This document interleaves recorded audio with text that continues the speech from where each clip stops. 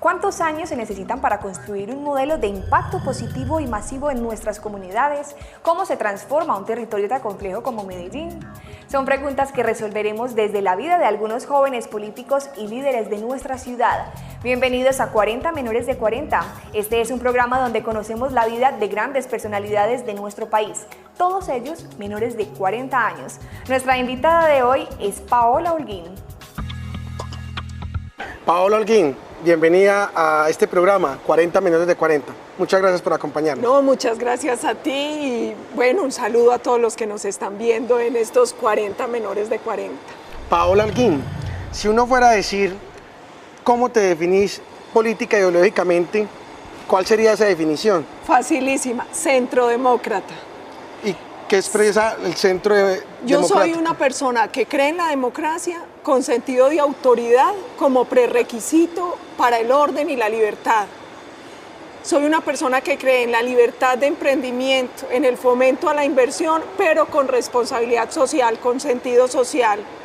Yo soy lo que hoy se define en un movimiento ciudadano como centro democrático, porque yo estoy segura que los países salen adelante cuando la democracia es profunda y tiene equilibrio entre seguridad, inversión y política social. Y a partir de todo este proceso, ¿qué ha sido lo más difícil, pero también lo más emocionante con lo que te has encontrado? A ver, difícil, yo creo que en la vida todo lo que uno escoja tiene dificultad. En política, a veces lo más difícil es que la política es un tema de vocación.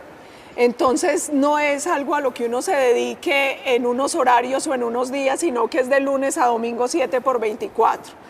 Eso es bonito porque finalmente es tu forma de vida. La gente se convierte en tu familia. En cada rincón de Colombia donde uno está y habla con cada ciudadano, ellos son tu familia. Lo más difícil es que se sacrifica toda la parte personal, pero bien lo vale la pena. Yo creo que la patria merece todos los sacrificios, entonces, pero es un poco eso. Y también que la gente se vuelve tan tu compromiso que duele un poco cuando uno ve las limitaciones que tiene para poder cumplir con todo lo que la ciudadanía aspira, con todo lo que merece, con todo lo que necesita. ¿Y en qué momento de la vida dice Paola Holguín, yo me voy a meter en este cuento de lo político, yo me voy a meter en este cuento de lo público? Después de que has tenido una experiencia de docente, que eres comunicadora, ¿cuál fue ese punto de quiebre? Yo creo que yo no escogí la política, sino que la política me escogió. No fue una decisión que yo tomé racionalmente. Yo no me levanté un día y dije, yo quiero hacer política. Yo creo que yo nací ahí. A mí me preguntaban un día, ¿y usted cuándo empezó? Y le dije, yo no sé cuántos años tenía. Si tenía 4 o 5 años. Y la imagen que a mí me viene es empacando votos. En esa época, pues, en esa juventud tuya seguro no te tocó. Pero los votos eran en unas papeleticas y yo me acuerdo empacando votos para el Partido Liberal en mi infancia, haciendo recorridos con mis papás por todos los municipios de Antioquia. Entonces yo creo que esto no lo elegí, sino que me eligió. Y yo siempre he dicho además que la política no es gripa y eso no se le quita a uno. Uno nace ahí y se muere ahí. Paola, ¿y cuáles son esas 3 características? Un poco en combinación de tu liderazgo, pero también de lo que has visto con las personas que has hecho carrera en lo público, esas características que todo líder debe tener. A ver, si a mí me dicen 3 características, yo creo que una primera característica es la competencia. Para ser líder uno tiene que tener conocimiento, uno tiene que tener la capacidad de ver los problemas, de analizarlos, de encontrarle soluciones creativamente. Entonces la competencia tiene que ver mucho con ese conocimiento integral. Un segundo elemento es la laboriosidad, porque cuando uno tiene competencia uno sabe y uno puede generar visiones, pero la laboriosidad es la que convierte la visión en hecho, en resultados. Entonces, competencia, la laboriosidad, que es el compromiso para trabajar sin descanso y para hacer lo que uno tiene que hacer bien hecho.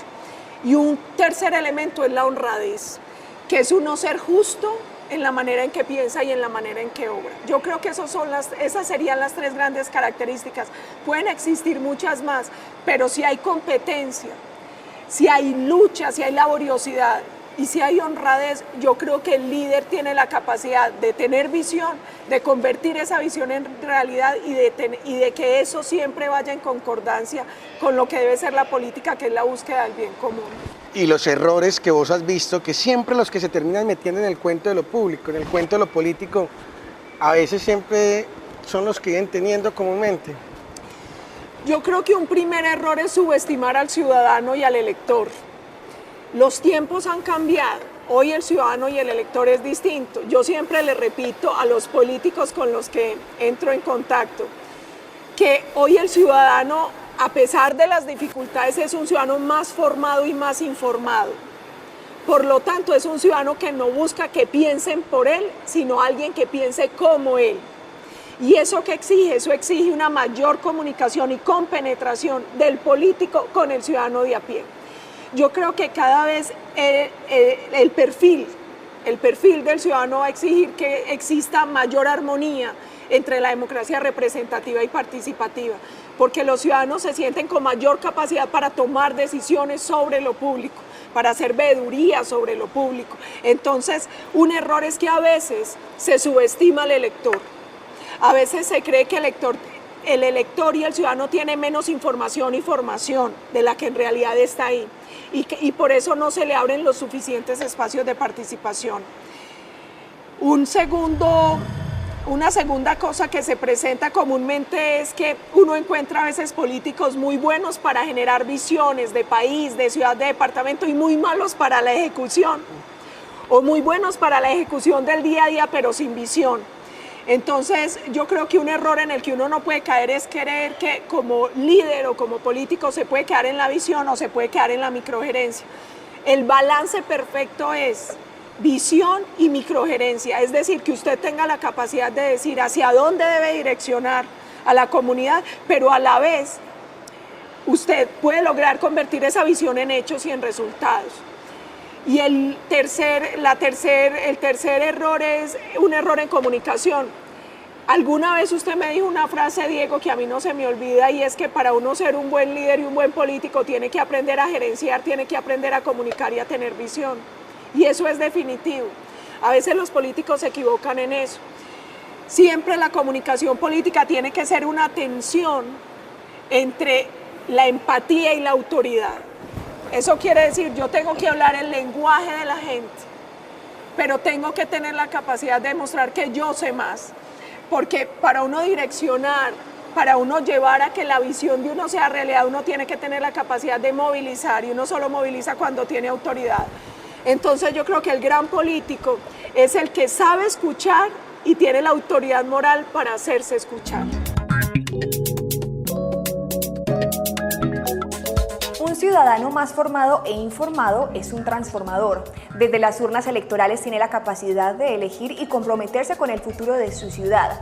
Según Paola, las necesidades de la ciudadanía guían la forma como un líder debe concebir su candidatura y su posterior gestión en el mundo público. Paola vivió de primera mano la experiencia democrática más importante en la historia de Colombia, la reelección de un presidente. Después de comerciales, ella nos contará cómo fueron esos 8 años en la Casa de Nariño durante la presidencia de Álvaro Uribe Vélez. Por una razón poco común, Paola Holguín, nuestra invitada en 40 Menores de 40, llegó a trabajar desde la Casa de Nariño y formó parte de la historia de Colombia entre el 2002 y el 2010. ¿Qué hizo? ¿Qué aprendió? ¿Cómo vivió este periodo presidencial? Todo esto nos lo cuenta Paola.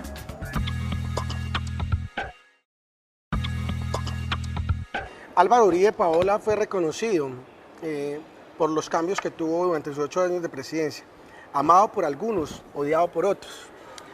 ¿Tú crees que cuáles fueron los 3 elementos básicos, a partir de la experiencia que tú viviste en la Casa de Nariño, que marcaron lo que muchos llaman la transformación de Colombia? Sí, primero yo creo que por eso Uribe es un gran líder. El líder siempre es alguien ante quien hay amor o hay odio, pero nunca hay indiferencia. Muchas cosas transformaron a Colombia gracias al gobierno del expresidente Álvaro Uribe Vélez. Yo creo que el primer punto claro era la visión de país. Álvaro Uribe Vélez indiscutiblemente es el hombre que ha marcado, ha trazado una historia, un rumbo a partir de una visión de hacia dónde debe caminar el país. Hay varios elementos importantes. El primero es una forma distinta de entender lo público y a raíz de eso una forma distinta de hacer gestión pública. Él, en lo que denominó el Estado comunitario, defendió una nueva forma de Estado, un Estado participativo, un Estado descentralizado y un Estado gerencial. Durante el gobierno del expresidente Álvaro Uribe se trabajó por una gerencia de lo público a partir de resultados. Entonces todo se medía, todo se monitoreaba, constantemente se estaban evaluando metas. Otra cosa importante, un Estado descentralizado. Colombia es descentralizado en la Constitución, pero enormemente centralista. ¿Cuánto daño le ha hecho al país pretender administrarlo y pensarlo desde Bogotá? Entonces, ¿cuál fue el cambio? Que esta vez se pensó a Colombia desde las regiones, desde cada municipio, desde cada rincón de la patria. Esa descentralización se veía en cosas como los sistemas de transporte masivo. El 70% del dinero lo aportaba el Estado, el 30% el municipio, pero gestionaban los municipios. ¿Qué es lo importante de la descentralización? Uno, que se piensa el país a partir del problema particular de la región. Otra cosa importante, que se evita duplicidad de funciones, que se evita desgreño administrativo. Y el tercer elemento, la participación, que fue fundamental porque le devolvió la confianza al ciudadano en el sistema político, en el gobierno y en los gobernantes. Paola, tú fuiste formada, tu profesión, y no solamente has hecho cosas en temas de comunicación, sino que también has tenido la experiencia de ser formada en estrategia militar, en seguridad, sí, por el Pentágono, por ejemplo. A quienes se meten en este cuento de lo político, de lo público, sea desde la academia, desde los medios de comunicación, sea porque quieran ser candidatos algún día o sean funcionarios públicos, ¿cuáles son aquellos elementos o claves estratégicas y comunicacionales que deberían de tener en cuenta cuando quieran iniciar un proceso o una carrera dentro del tema de lo público y dentro de lo político? A ver, estrategias en tema de comunicaciones. Hay una cosa clave y es que uno tiene que ser y parecer. Entonces, es muy importante que haya coherencia entre lo que usted piensa, dice, hace, que haya coherencia en la forma. Porque a veces hay personas que tienen mucha claridad en el fondo, pero la forma parece decir otra cosa. Entonces es muy importante que usted sepa comunicar exactamente lo que piensa, lo que es. De hecho, uno se da cuenta que es a partir de la manera en que uno actúa que lo califican. Y esos adjetivos son con los que se queda la gente y es la imagen que termina teniendo del político. Pero bueno, un poco entrando a eso, rápidamente te menciono 5 situaciones que cómo crees vos que se deben manejar desde lo que ha sido tu experiencia, pero también desde lo que has visto. Uno, ¿cómo maneja el tema de las adulaciones? Hay una cosa importante y es la vanidad es el pecado favorito del diablo y los políticos tienden a ser muy vanidosos. Un político siempre debe tratar de mantenerse frío ante el ataque y la adulación, porque eso sobra. ¿Y cómo maneja uno el tema de las deslealtades? Mire, la deslealtad es una cosa que se da muy seguido y es muy dolorosa, pero uno tiene que aprender, uno, a que la deslealtad no lo lleve a la desconfianza frente a la humanidad. Uno no puede perder la esperanza en la humanidad. 2, entender que ante la deslealtad la mejor respuesta es uno siempre enseñar con el ejemplo de lealtad frente a sus principios, a lo que uno cree, a sus amigos, a sus estrategias. Y otra cosa importante es, uno tiene que dejar pasar, las cosas se caen por su propio peso. Y una cosa que el político tiene que entender es, el ciudadano valora más que nada la lealtad. Mire, recuerde el caso de Serpa. Después del proceso 8000 la gente tenía muchos cuestionamientos sobre el gobierno del presidente Samper y esos cuestionamientos podía recibirlos Serpa, pero algo que la gente siempre le valoró fue la lealtad. El tercer elemento, el manejo de la información, sobre todo aquella que es delicada, que uno tiene el peligro que de pronto se pueda filtrar. Frente a la información, yo creo que lo más importante es la información siempre se debe manejar bajo un parámetro y es los intereses superiores de la patria. Ese tiene que ser el único parámetro. Lo que se tenga que hacer público, se debe hacer público, tiene que hacerse inmediatamente y con apego a la verdad. y lo que por razones de exigencia de Estado no se puede hacer, se tiene que manejar prudentemente. Para eso es muy importante el líder y es muy importante la capacidad que tiene de dar ejemplo y de manejar su equipo. La cuarta situación, el tema de la toma de decisiones. Hay una cosa clara, mire, cada vez hay más herramientas para tomar decisiones, encuestas, grupos de enfoque, mil cosas. Siempre he creído que las encuestas son una herramienta, pero no pueden ser las que direccionen la toma de decisiones. Las decisiones se deben tomar con base en la visión que usted tiene de país y se debe tomar teniendo en cuenta el interés superior de la patria y que la política es bien común. A partir de eso. ¿Y cómo maneja uno los contradictores, la crítica, la oposición? Bienvenida a la oposición. Yo creo que eso es el elemento fundamental de la democracia. A uno la oposición le ayuda a mejorar la política y a mejorar el discurso incluso, porque a veces el opositor ve cosas en las políticas y en las decisiones que uno toma que a veces uno no ve. Entonces, con la oposición siempre uno tiene que actuar con todo el respeto, con toda la apertura democrática, pero eso sí, diferenciando claramente el derecho a disentir que está en todas las democracias con conductas criminales. Paola, ¿y qué fue lo más interesante de toda la experiencia, sobre todo en ese último año de gobierno del presidente Calderón en México? Muchas cosas fueron importantes. Uno, yo logré entender estando allá que el presidente Calderón es un presidente con valor y con valores, que el pueblo mexicano es un pueblo valeroso, es un pueblo que ama profundamente a su país y que en los momentos de crisis ha mostrado que se la juega por tener el país que se merece. Y aprendí también que en esa gestión de lo público es fundamental la visión, la gerencia y la comunicación que siempre decías. Eso fue clave en ese último año de gobierno. ¿Qué viene para Paola Holguín?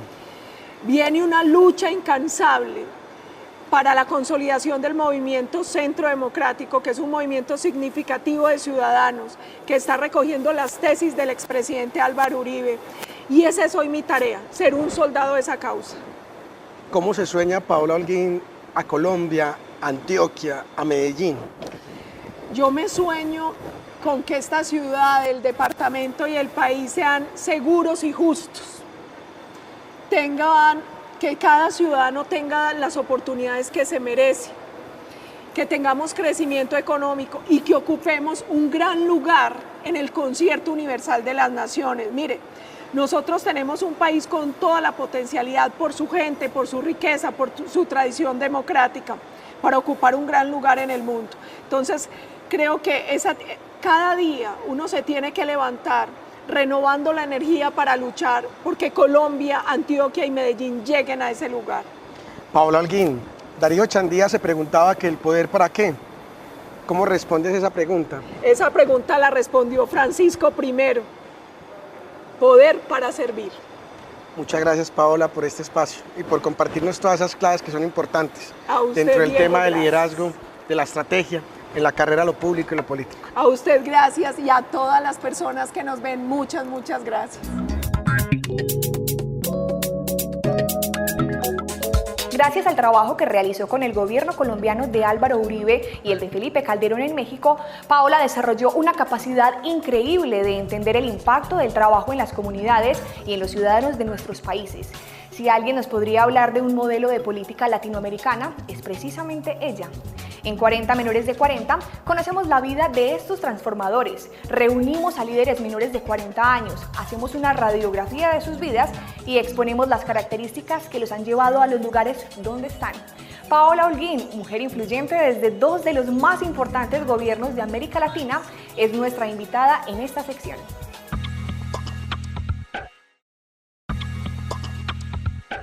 Paola Holguín, una mujer muy ocupada, ¿sí tiene tiempo para los hobbies, para divertirse? Pues mis hobbies son leer, cuando puedo, que es casi nunca voy a cine, y escuchar música. Esos son mis hobbies. Bueno, y hablando de lectura, ¿cuál es tu libro favorito? Yo creo que Leviatán, de Thomas Hobbes. Ese definitivamente es mi libro. Bueno, ¿y en los hobbies no está incluido de pronto hacer deporte? No, cuando era joven, hace ya muchos años, me dediqué al atletismo, corría 100 metros vallas y a la natación, pero ya con la ocupación y con la edad tengo la mala costumbre de dejar el deporte, que es bien importante. Bueno, hablemos de artistas. ¿Tienes una inclinación específica por algún artista? A ver, no, yo no sé, porque a mí el arte me gusta, me conmueve. Si me preguntas por pintores, muero con la rebeldía de Débora Arango, la fuerza de un caballero, las formas de un botero.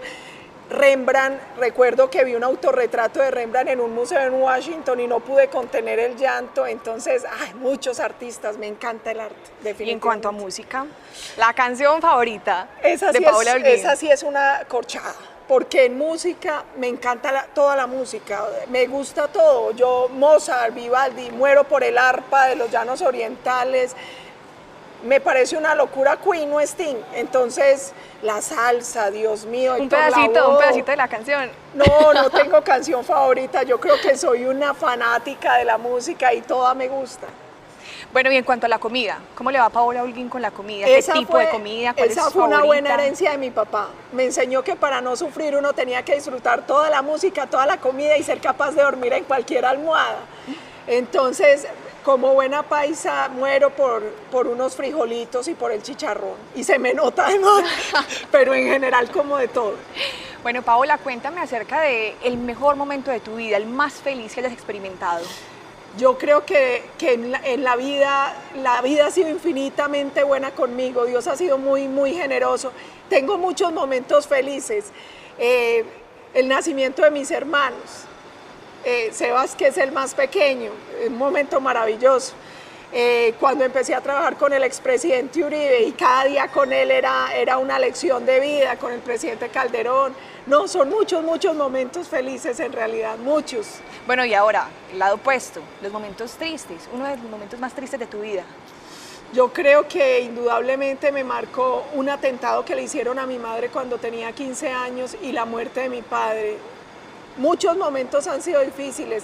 Cuando uno vive en un país como Colombia, cosas como la bomba del Nogal, el secuestro de los diputados del Valle, hay muchas cosas que le llenan a uno de dolor el alma. Y en lo personal, definitivamente, lo de mi padre y mi madre fueron momentos muy duros. Muy duros. Tristes. Bueno, tú has tenido la oportunidad de estar en muchos lugares, con diferentes personas, en diferentes espacios. De pronto una imagen que se te venga a la mente constantemente. Un recuerdo, una fotografía, un hecho. Hay una imagen que a mí me mata, porque yo tengo que estar viajando mucho en Colombia y fuera del país. Y esa imagen de esa Medellín cuando voy bajando por Las Palmas, por el Mirador, cuando esos edificios y esas montañas, eso no tiene precio.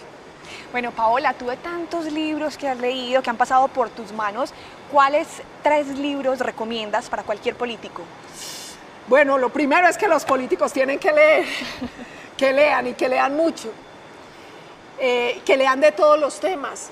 Para hacer política uno tiene que ser un estudioso de todas las obras.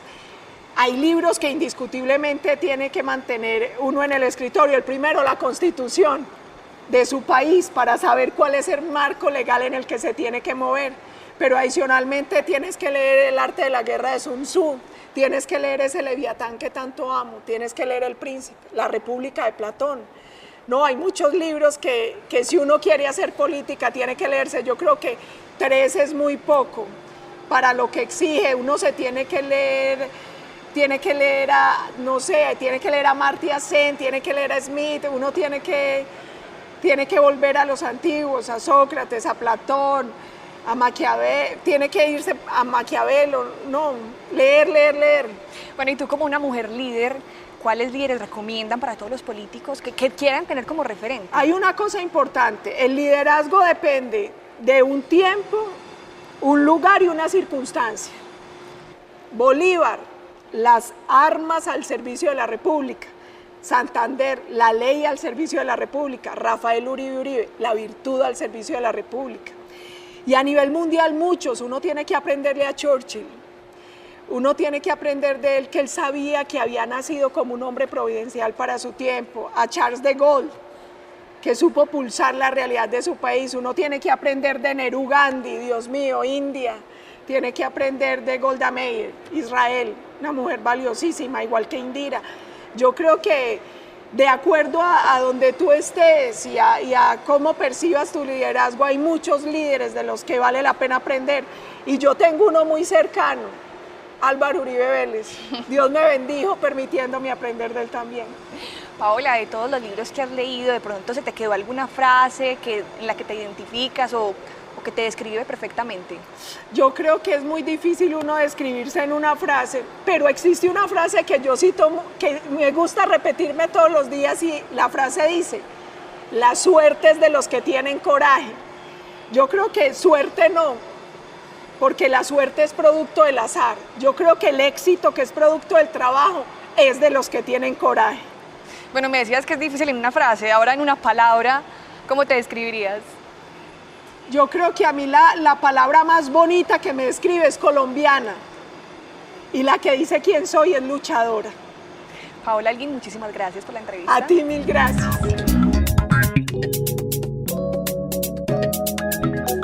Podemos en 40 años medir los resultados de nuestras vidas. ¿Qué hacemos antes de tener esa edad? ¿Impactamos más y mejor? Nuestros líderes políticos nos darán las respuestas desde su propio modelo de vida.